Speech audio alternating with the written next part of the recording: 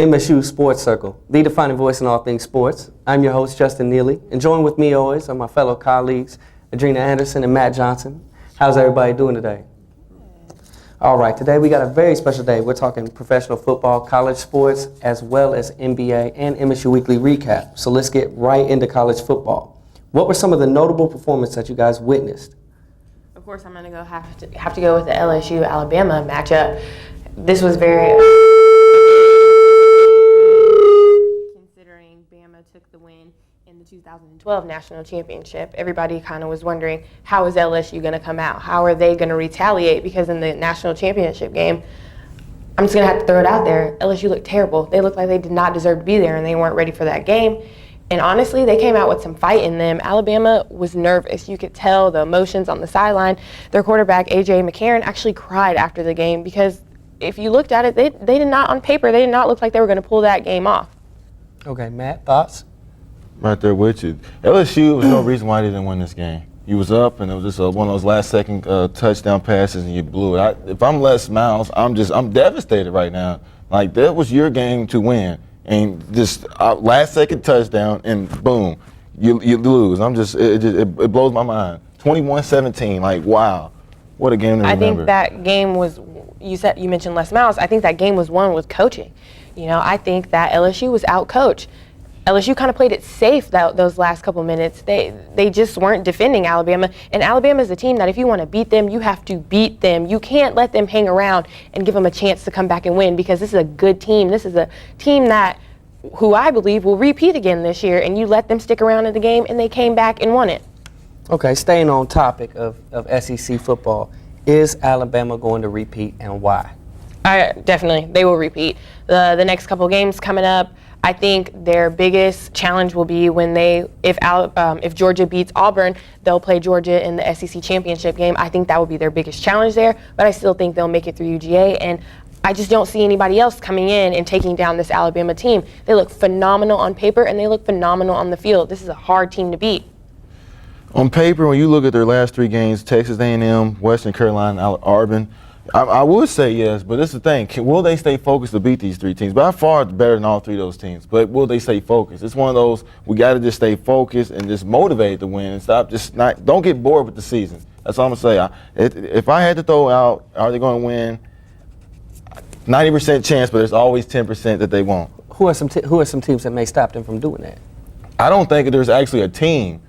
I think right now it's Alabama versus NCAA football. It's like I just said, it's all about just them staying focused. There's not a team out there that can beat them when they play their best. It's really on Alabama. Mm-hmm. Coach Nick Saban, the great coach he is, he's just got to keep them motivated and just drift through the last three games. Well, one thing is for certain, they're definitely going to put on a show. The world will be watching Alabama to put up or shut up.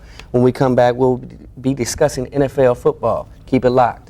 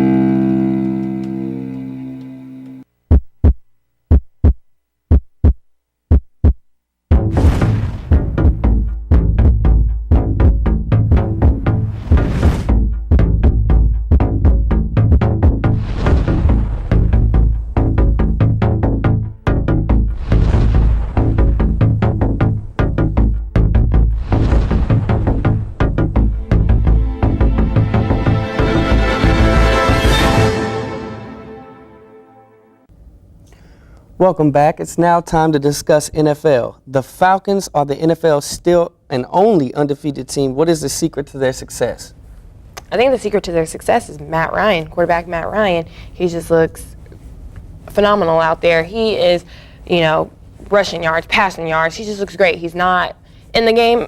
Earlier we mentioned in the Oakland Raiders game, that was probably the worst I've seen him all season. And I think he took that game and he learned from it. He learned from his mistakes and knew that with the better teams coming up, he couldn't make those same mistakes. Because like I said earlier, if you make those routine mistakes against a better team, this record wouldn't be undefeated right now.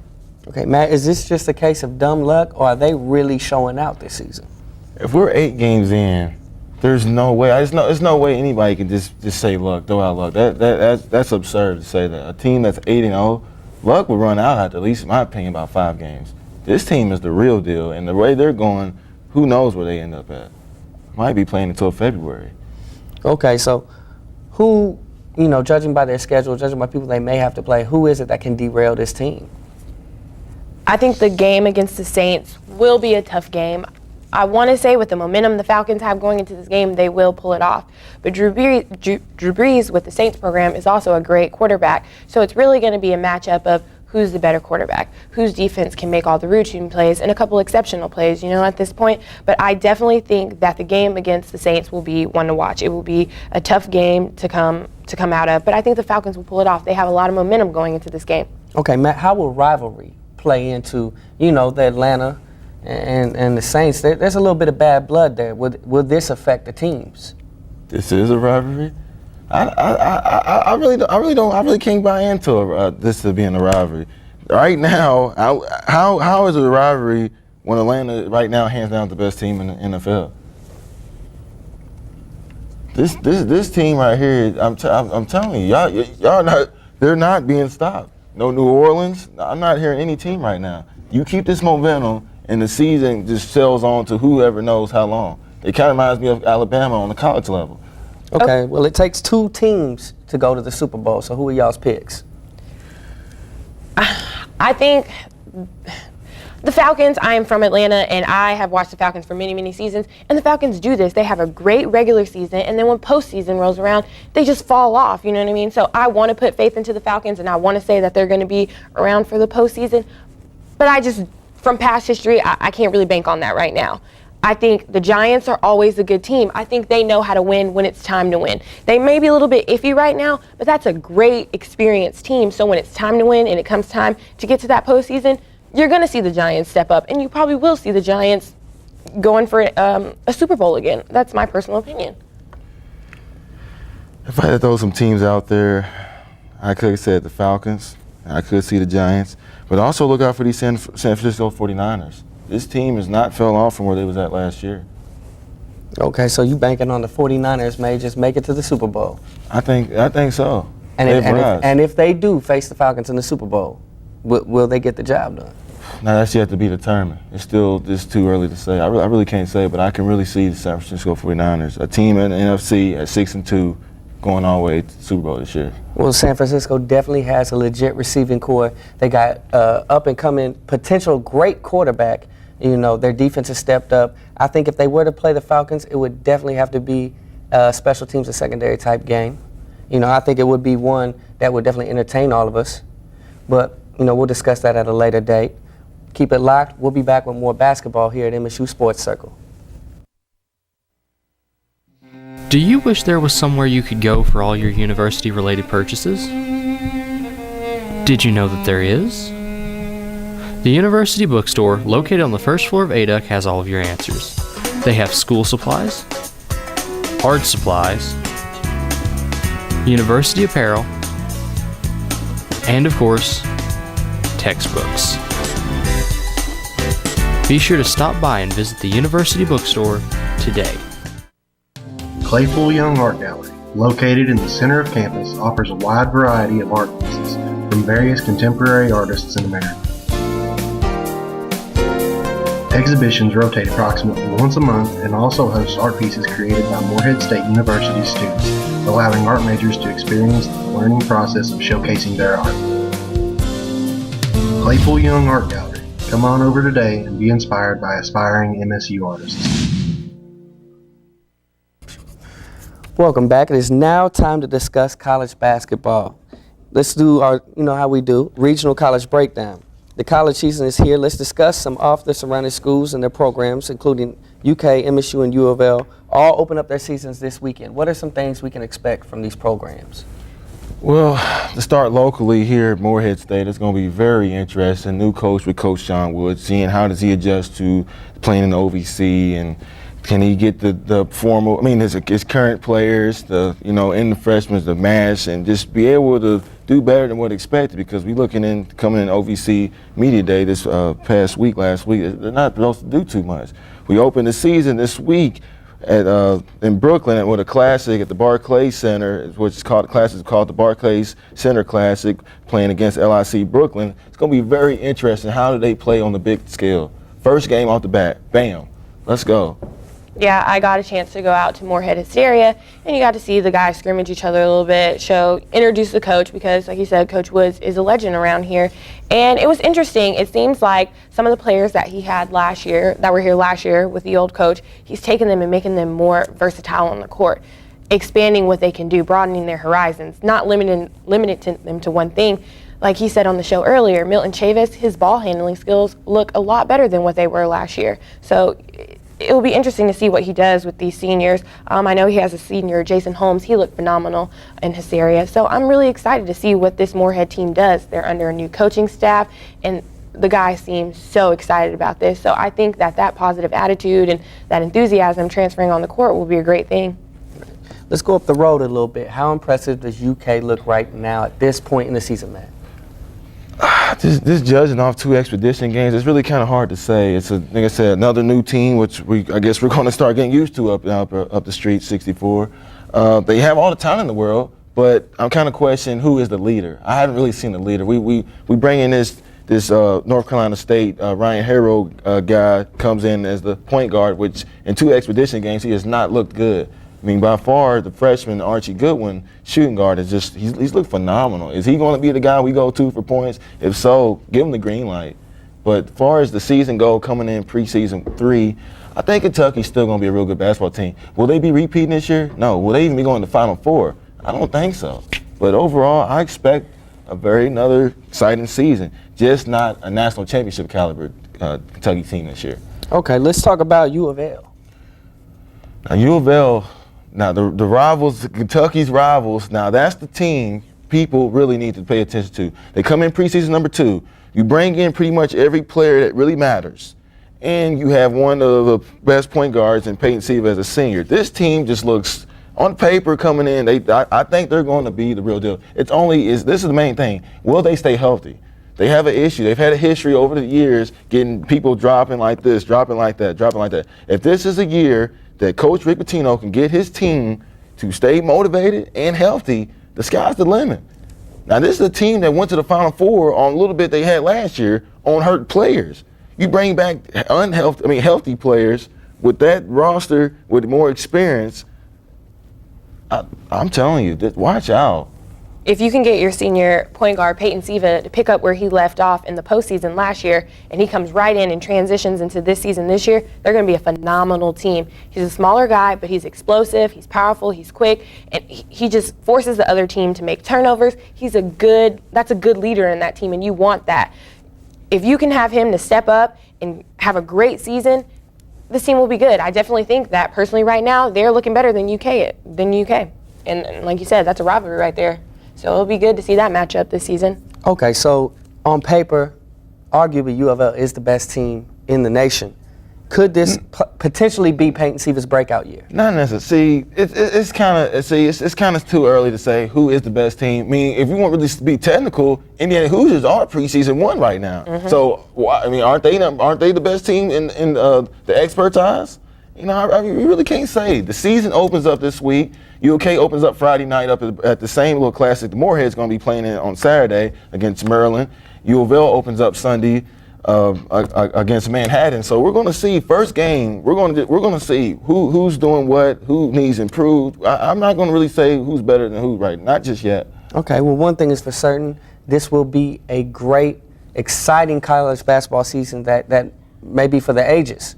You know, keep it locked. We'll be right back with more Sports Circle. We will be discussing NBA basketball.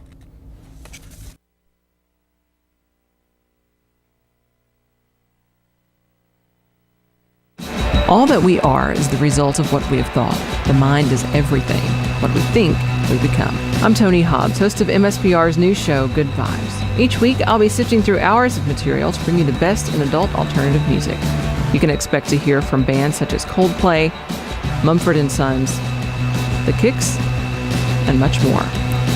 Good Vibes, Mondays from 7 to 10 p.m. on Morehead State Public Radio. For students pursuing a career in the medical health field, come check out the new MSU Share Building. The Share Building is located right below St. Clair Hospital on Fleming Avenue.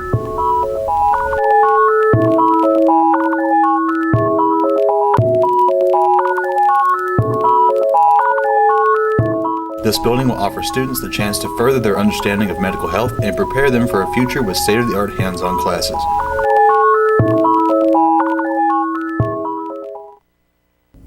Now, this summer has definitely been exciting NBA-wise, trades, extensions, and this season, honestly, with James Harden going to Houston, the excitement has not stopped. My question is there trouble in paradise? The Lakers seem to be struggling. What exactly is the issue? I think the Lakers' issue right now is they have so many superstars on this team. Kobe, Dwight, Gasol. You have all these superstars, and it's kind of like they don't want to overstep their boundaries, don't want to overstep each other. This can be a superstar team, like you witnessed when LeBron went to the Heat, and it was him, Dwayne Wade, and Paul Bosh. It took them a while for them to gel. You're not just going to get this team together all of a sudden right away and they're just going to gel and come out and start winning. You have to give it some time. The thing is, I don't think there is time. We're talking about a Steve Nash and a Kobe Bryant that's in their 18th season. How much time do we really have to gel? Mike Brown, in my opinion, should already be on the hot seat. It's either you win now or you should be fired. I mean, that's what I would say if I was Jim Buss, but that's just me. I don't know what we say. We started the season off just pitiful. Against the Mavericks, 99-91. That doesn't indicate what I've seen in this game. Kobe Bryant has gotten back to the old Kobe that wants to score. Dwight still suffering from back injuries. Steve Nash is hurt. I mean, what really do we need? What is it going to take? One thing that really stands out is this new offense they're running. It's a Princeton new offense. system. You had a game where, if I'm not mistaken, Steve Nash only threw 3 assists, which is very not Nash-like. Coming off the ball. Never heard of that. The only player that seems to thrive in this system, which technically does cater to European-style players, is in fact Pau Gasol. Is this something that needs to be scrapped, or do they just need to learn the system? I think we should just go on, since the season's already started, let's go on and try to learn this boring half-court Princeton offense, whatever you want to call that trash. I mean, that's my personal opinion, but let's just keep it for now, and by the time Christmas comes, if nothing has changed, scrap it, start over from scratch.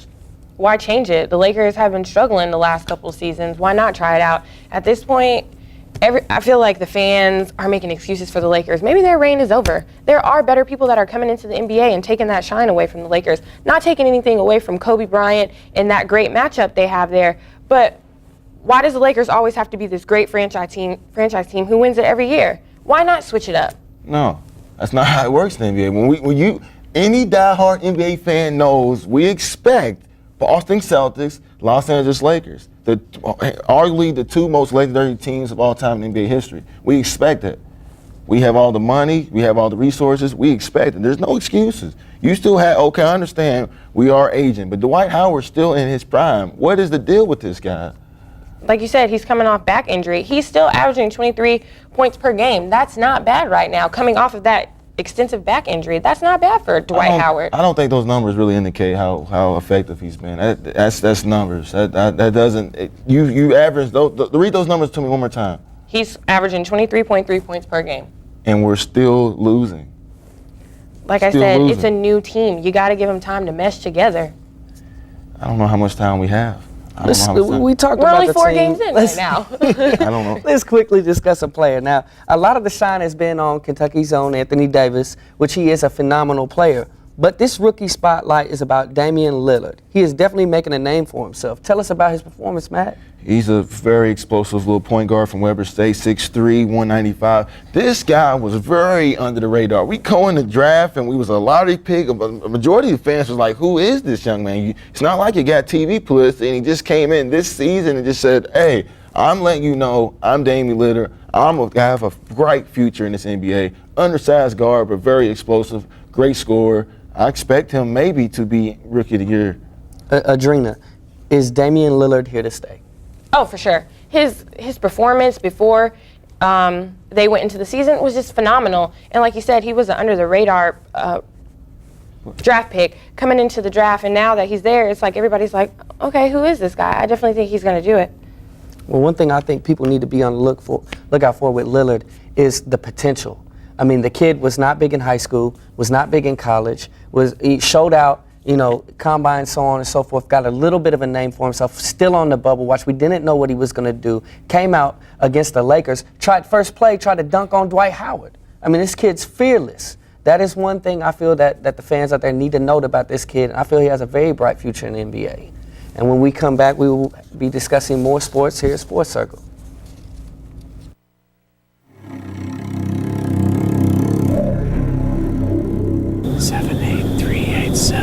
Seven, 7838747. Who are you? Need a ride? Need a ride? Next time, call the MSU van, 783-8747. We're happy to help.